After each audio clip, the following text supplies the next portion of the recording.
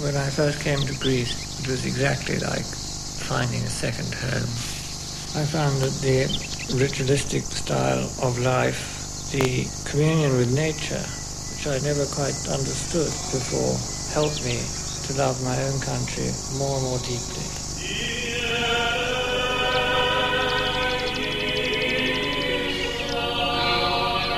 But I think since music and notes never leave my mind, I think if I lived in a bedsit in Battersea, I would still write.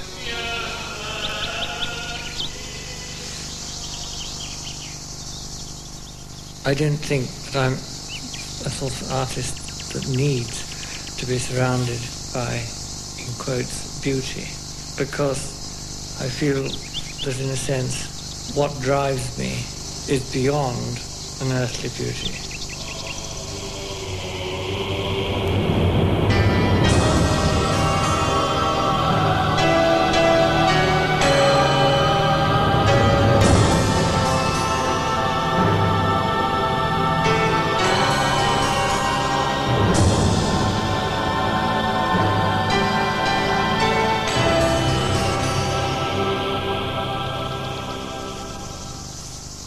John Tavener is a rare individual, a convert composing sacred music for the Russian and Greek Orthodox churches. He once wrote that although art cannot renew the sacred, it can be a vehicle for the sacred. Today he spends much of his time in Greece, working on new pieces. He argues that the whole purpose of sacred music is to lead us to the threshold of prayer and of God.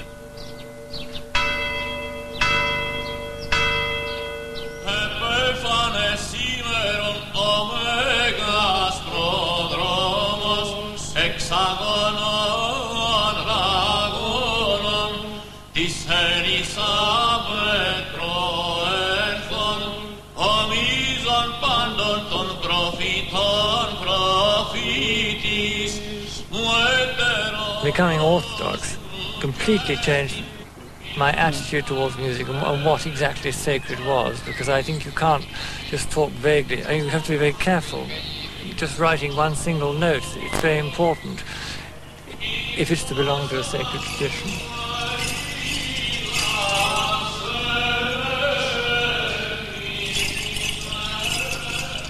To be an artist in the church, you must participate completely in the experience of the church. You must be, as it were, if it is music, the voice of the church, or if it is painting, the painting hand of the church. It must always be greater than you. Catania on the island of Evia. Little has changed since I was last here a quarter of a century ago. Telephones, electricity and the modern world seem all to have been held at bay.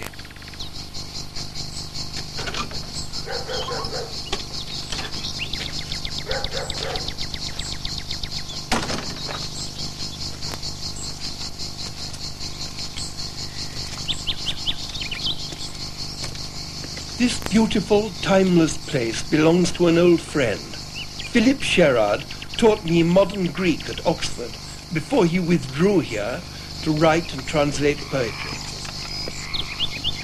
Peter.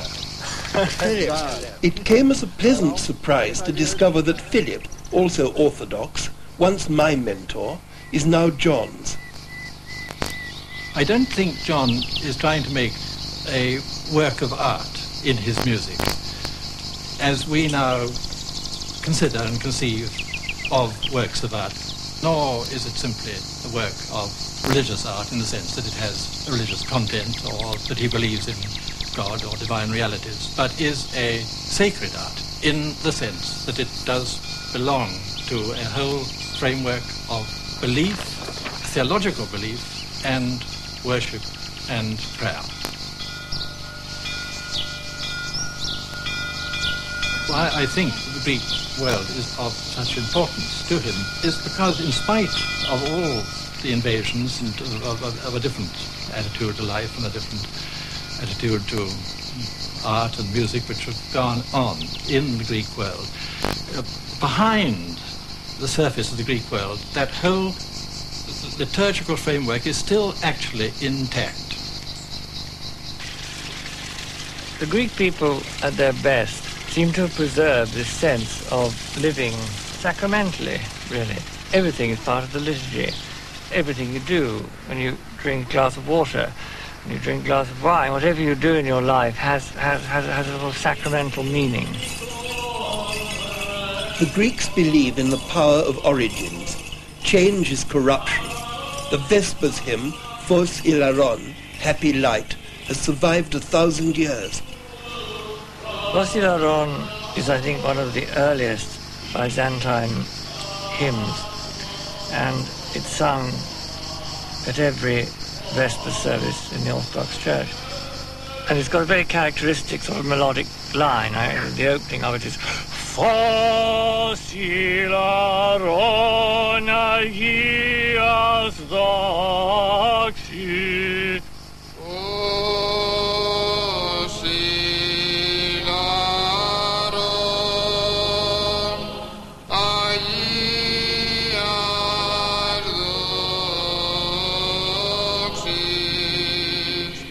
When I was asked by Christ Church Cathedral, Oxford, and Bishop Callistos of Dioclea to compose the setting of the entire Orthodox Vigil service, I was absolutely nonplussed. I thought I could never do such a thing. In the case of Phos Ilaron, I took hold of it absolutely directly, so that there is no question of pastiche, because pastiche always produces weak art. I used it as boldly as I could.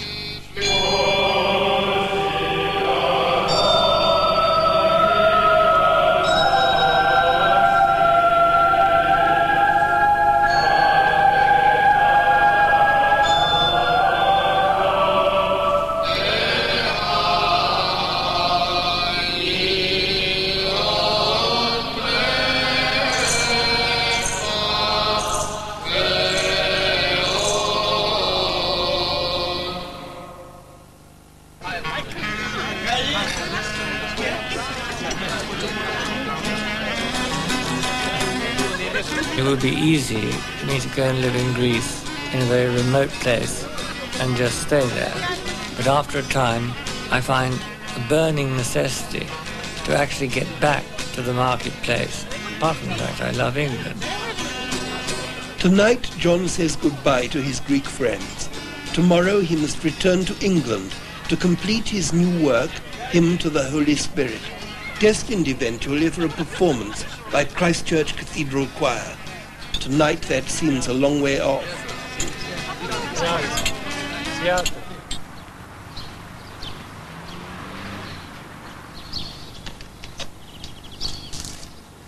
I love Greece, and if I was told I could never go to Greece again, I'd be extremely miserable. But the world that really matters to me is inside me. In a sense, where I am, I'm fairly impervious and indifferent. More important is the fact that I'm comfortable, and that suburban house that I live in is quiet, is cosy, and I can work within it.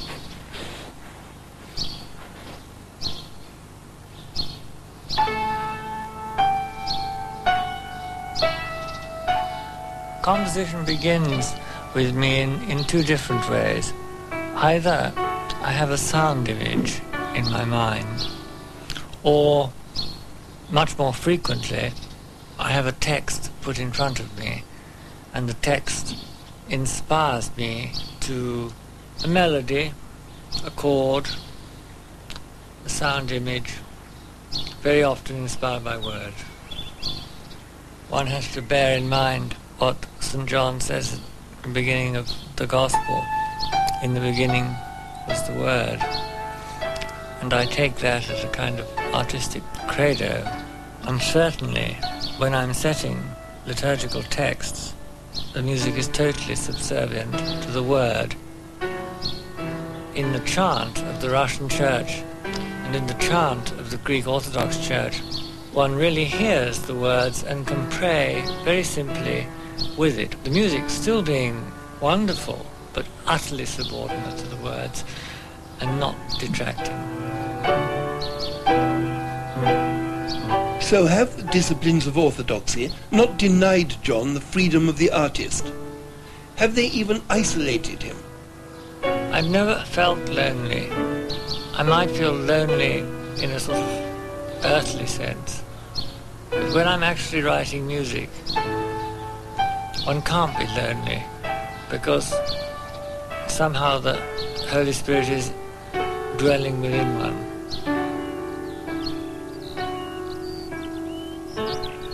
One can't do this work totally in isolation. I'm lucky enough to have met an Orthodox nun, Mother Thecla, who is the abbess of the Orthodox Monastery of the Assumption in Yorkshire, who is not only my spiritual mother, but is also able to inspire, help, collaborate, and give me the theological answers that I don't know, so that I can create in my music a theological truth. Although she has never left her monastery to hear his work performed, and despite protestations to the contrary, Mother Thecla is vitally important to John's work. I do not see my role in the least as guiding John. That would be an arrogance beyond measure on my part. I merely see myself as being somebody with whom he can check what page in the service book something comes, whether it's really there, and so on. He's perfectly capable of existing without me, but I'm quite a useful source of information.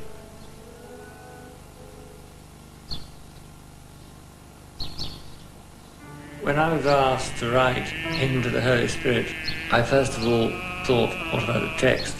So I rang Mother Thecla, as I do very often, and asked if she could put together a text, explain roughly the kind of thing that I wanted it to be.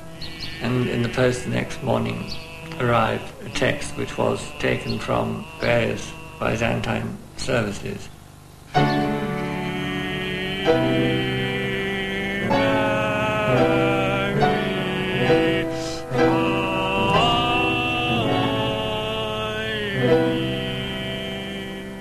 I don't believe that anything in life happens by accident.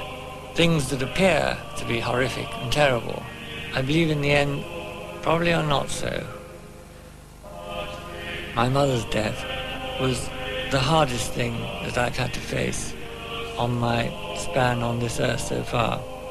And at this time, Mother Thecla came into my life, both as a spiritual mother and as someone who it turned out was able to help me with my work, in providing libretti, in selecting texts, in translating from the Slavonic, in translating from the Greek.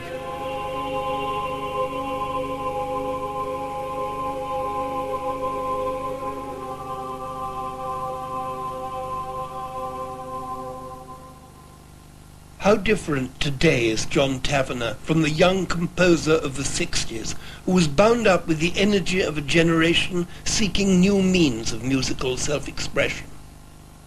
I think when I first began writing music, I was a fairly flamboyant character, and certainly works like The Whale and the Celtic Requiem. I certainly don't reject them, but it was a very different approach to composition. I think the ego was very present in them.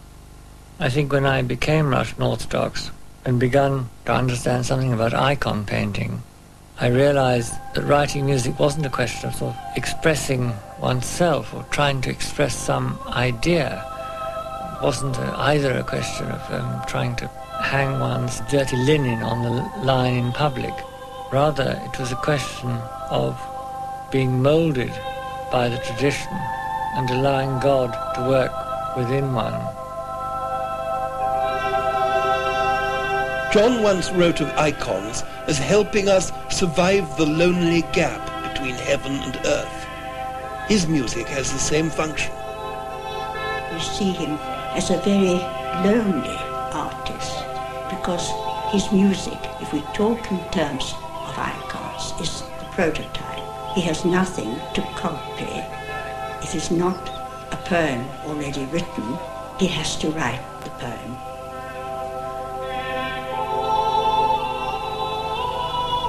Before I was Orthodox, I remember walking into an art gallery and something drew me irresistibly to a tiny icon in the corner.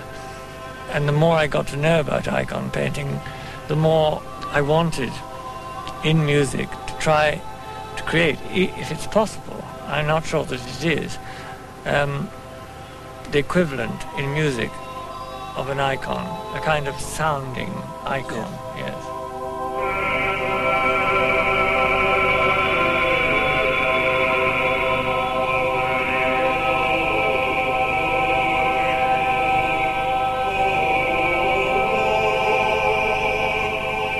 What I find so impressive in icons, say in an icon of the Mother of God, of Christ, is that you find the figure of a person completely offered, open and given, but never trying to reach you and saying, here am I, you can take me. And this serenity and this readiness to respond without any intention of attacking you, as it were, even for your good, is something which impresses me in icon painting. And I do believe that it is the same in the sobriety, the serenity, the vigor of church singing. It is not meant to evoke emotions. It is meant to convey to you the peace of the church with the content of an experience to which you can respond, also by serenity, stillness, and then creatively.